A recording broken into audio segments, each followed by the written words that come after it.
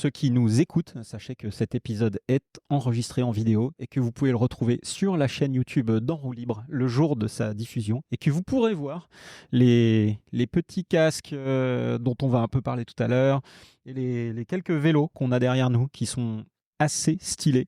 Et puis la belle vue sur la Méditerranée. Je pense que la vue, c'est ce qu'il y a de plus beau. Je veux pas dire, mais ça, quand même, ça a de la gueule. Ah, franchement, j'aime bien les vélos quand même. Ouais, moi aussi, je peux pas dire. Surtout ceux-là, ils ont quelque chose de spécial. Le Proto et le Lava Bike, Ouais. c'est des pièces d'art. Et ben justement, tiens, attaquons avec ça. Tu peux nous parler un peu de ces vélos-là le Lava Bike, là, pour commencer. Alors, le Lava Bike, c'était un bike qu'on avait fait pour Val d'Isole 2017. Donc, on a eu une seule occasion de s'en servir.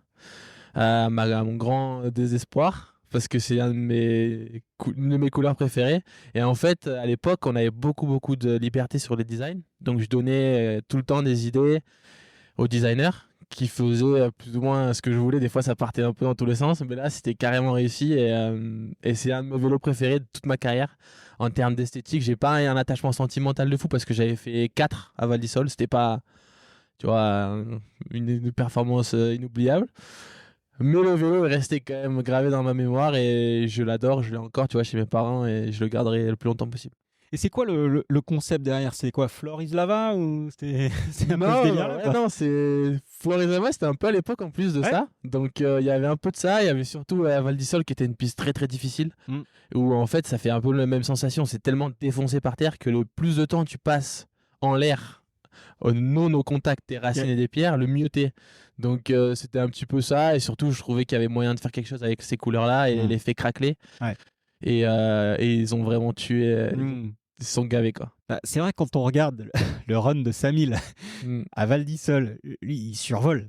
Enfin, il survole le truc, quoi. Et survol, c'est un des runs légendaires de Ouais. l'histoire de la descente. Après, tu vois, un Jackson aussi l'année dernière. Mm. Franchement, il touche pas beaucoup le sol non plus. Mm. En plus, il est super léger, petit gabarit.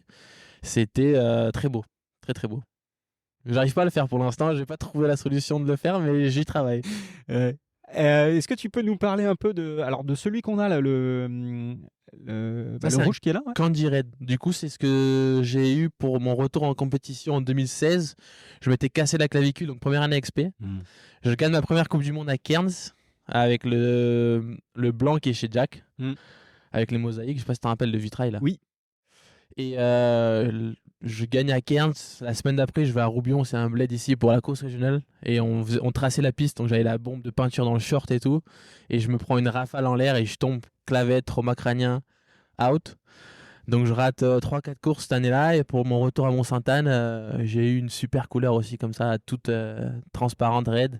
Et en fait, tu vois, ça, c'est des cadres qui personne ne le sait, mais moi je le sais. Et Jaco, enfin les gens de Spé, ont un peu influencé les coloris qui sont venus après de Spé et d'autres marques aussi, tu vois, qui fait que tu as une petite fierté de dire, bon, peut-être que quelqu'un l'a vu ailleurs Ouais. et s'en est inspiré. Et c'est cool de voir. Très cool.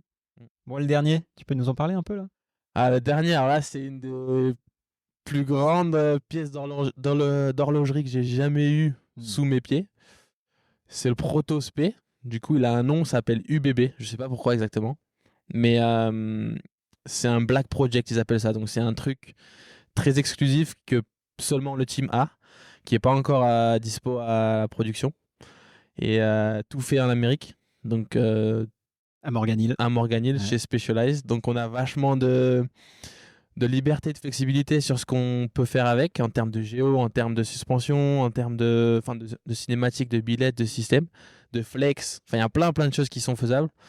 On a quand même réussi à trouver un bon combo depuis un an là, donc très content de ce vélo. Je pense que de loin, c'est mon vélo préféré. Ouais. Qui a, même si mon Lapierre de l'époque marchait folie à l'époque, l'Ospé d'avant aussi, tu vois, celui-là, il a quand même une saveur particulière parce que c'est un peu l'aboutissement de la relation qu'on a avec Spé qui a été très longue. Déjà, ça fait 8 ou 9 ans là, et très difficile. Au début, surtout, ils ont eu beaucoup de mal à accepter les franchises. Tu vois, qu'on arrive avec Laurent, Jack, beaucoup de savoir-faire et beaucoup de caractère. On se laissait pas faire, on dit non, vos vélos ils marchent pas, c'est pas ça qu'on veut. Et ils ont pas du tout kiffé, tu vois, l'orgueil américain était pas trop satisfait, donc ça a mis très longtemps avant d'arriver à un truc prolifique, tu vois, et productif des deux côtés. Et ça en est le résultat, je trouve. Et très content du bike. Je pense que c'est vraiment capable de gagner tous les week-ends de course. Le seul truc maintenant, le problème qui manque, c'est moi qui suis pas tout le temps en mesure de le faire. Donc la limite, elle vient plus de moi maintenant que du vélo. Donc c'est à moi de travailler un petit peu plus. C'est à toi de travailler un petit peu plus. Ouais. Ouais. C'est une bonne question d'ailleurs, parce que c'est vrai qu'on a quand même la quintessence de.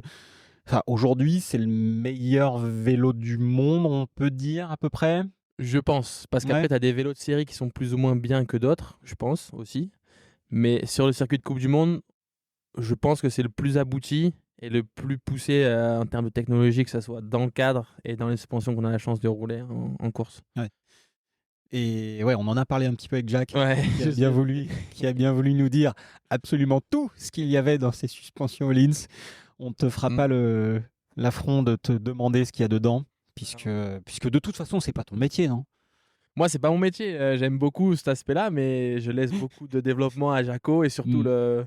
le fait de garder les choses confidentielles. Laurent et Jack sont très forts. Moi, j'ai du mal des fois à garder un petit peu les choses Mm.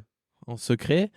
Mais non, ça, c'est quelque chose qui est incroyable. On a beaucoup de chance et je pense que j'espère que dans le futur, ça pourra sortir Mm. et être révélé au monde du vélo pour, euh, pour que les gens se rendent compte du truc et pourquoi pas l'acheter aussi, quoi. Mm.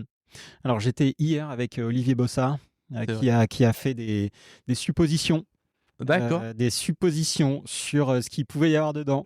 Je te laisserai le, J'irai le soin de l'écouter. découvrir ça. Bon, voilà, moi je suis même pas, enfin, je suis pas du tout capable de dire s'il a raison ou quoi. Je laisse les experts parler entre eux. Et encore une fois, mon objectif n'est pas de te tirer les verres du nez sur ce truc-là, mais c'est sûr qu'on peut quand même que constater que ce vélo, ben, c'est la Formule 1 du vélo aujourd'hui, quoi. Ouais, et ce qui est cool, c'est que même les marques pour qui on bosse ont cet état d'esprit. C'est le top de la technologie, il y a moins de contraintes de poids qu'en cross-country, donc on arrive à faire des trucs aussi un petit peu plus fous des fois. Et clairement, ce qu'on a là, c'est le mieux qui se fait de Specialized, qui est quand même une des plus grandes marques de l'industrie, et le mieux qui se fait de chez Öhlins. Donc pour moi, c'est aussi une des meilleures, sans manquer à Olivier Bossard, tu vois, mais Mm. qui est très fort aussi. Je le connais pas trop, mais j'ai roulé pour Boss à l'époque. Öhlins, pour moi, c'est à la pointe de ce qui se fait. Mm. Après, sur le marché, je sais pas exactement que vaut Fox, RockShox, tout ça, parce que je connais beaucoup moins. Mais je suis ravi de rouler avec ça, en tout cas. Et certains de mes compétiteurs, souvent, me regardent avec envie, on va dire. Mm. Bah oui, on ne peut que t'envier. Enfin, je veux dire, dans le Team SP, vous êtes les seuls à avoir les fourches usines, ces De ouf. suspensions-là, en tout cas De ce ouf. support. Mm. Et puis c'est ce programme de recherche aussi, quoi. C'est-à-dire ce que seul vous dans le team avez et que les autres n'auront pas pendant un petit moment. Mais c'est le principe des exclus avec les teams et les marques. Ouais, non, c'est clair. Et puis, tu vois, même au sein même du team, c'était un peu chaud parce que Finn, moi, c'était le truc que Jaco et TJ, donc de Hollins, avaient vraiment développé. C'était moi qui passais tout mon temps, beaucoup de développement de ça. Et Finn le voulait. Finn, il voyait que ça marchait. Il voulait absolument. Il saoulait, il saoulait TJ, Laurent. Compréhensible, tu vois. Mhm. T'as l'impression que ça marche. Lui, c'est ce que c'est. J'aime beaucoup, j'en parle, j'en dis du bien. Et il le voulait absolument. Donc nous, on a passé beaucoup, beaucoup de temps à le développer. Des fois, on s'est pris tout dans Mm. les dents aussi, tu vois. C'était pas tout le temps parfait. Donc TJ de Hollins nous a quand même laissé l'exclusivité l'année dernière Mm. de dire non, Loïc, il mérite d'avoir ça en premier parce que Jaco, Loïc et moi, ça fait 1000 ans qu'on bosse dessus. Mm. Et Finn, toi, tu peux pas arriver avec la fleur au fusil et tout prendre Bien sûr. fini, abouti Ouais. et tout profiter, tu vois. Donc c'est aussi les choses comme ça qui sont difficiles à gérer pour Laurent, pour les sponsors. Mm. Mais là, donc, Finn a récupéré les mêmes choses que j'ai moi. Et on va voir ce que ça dit. Je Mm. pense que ça va l'aider et je pense il sera ravi aussi, du coup. Ouais. Mm. Et justement, enfin, vu que c'est toi qui as développé ça avec ton ressenti aussi, et que c'est donc comme c'est basé sur du ressenti, est-ce que tu penses que c'est quelque chose qui peut convenir pas n'importe qui, mais d'autres Ouais. pilotes? Ouais. Ouais, clairement. C'est moi qui ai développé le truc Mm. avec ce que j'avais envie d'avoir. Mais tu peux faire ce que tu veux. Ok. Et surtout, ce qui est bien, c'est que c'est quelque chose que tu peux adapter à plusieurs disciplines, Mm. à plusieurs types de pilotage. Mm. Et tu peux, c'est infini un peu. Donc, moi, ça me convient. Mais tu vois, Finn, il a la même, on va dire, les mêmes chances que moi d'avoir un vélo parfait. Mm. Sauf qu'après, il faut quand même retravailler tous les empilages, enfin toutes les choses en Ouais. interne, et lui aussi arriver à s'adapter à la technologie en roulant, quoi, ce qui est souvent un petit peu difficile. Ouais.